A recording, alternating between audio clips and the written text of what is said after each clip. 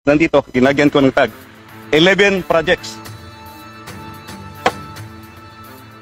Pagdating sa GAB 1, General Appropriation Bill, white book with red letterings. Pumasok din, faithful copy, 11 projects, 21.6 billion. Pagdating sa GAB 3, third reading dito sa House of Representatives, pinawasan ng 5.4 billion, ang naiwan, 16.1 billion. So sa House of Representatives pa lang, pinawasan na yung ODA. And you know what happened pagdating sa GAA. Pagdating sa GAA, this is now the product of both the Senate, the House of Representatives, at saka sa BICAM. Zero kinatay yung buong ODA. Nakakahiya sa ating mga foreign creditors. Punta naman tayo sa 2025. Ito yung ginawa. As is, yung proposal, National Expenditure Program, 11 projects, foreign funded, 11 total of 27.5 billion. Nandito, nilagyan ko ng marker. GAB 1, first reading, faithful copy. Nandito yung 11 projects, total of 27.5 billion. Third reading, House of Representatives. Pinawasan ng 18.6 billion, ang naiwan 8.9 billion na lang. ODA funded ito. May approved loan na sa mga foreign creditors. GAA 2025. In fairness to the other house, to the Senate, binalik nila yung 300 million.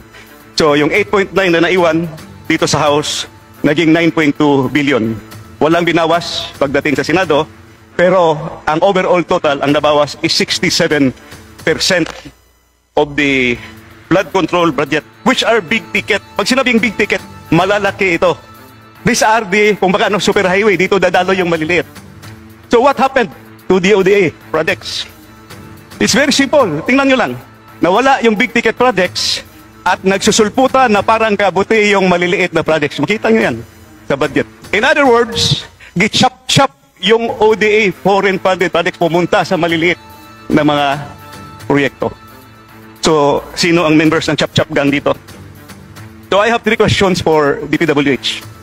First question ko, kung natuloy sana itong mga proyekto, 2 taon yung 2024 zero budget, reduced by 67%. Please wind up, Honorable Sir. These are very important questions, Your Honor. The public should know this.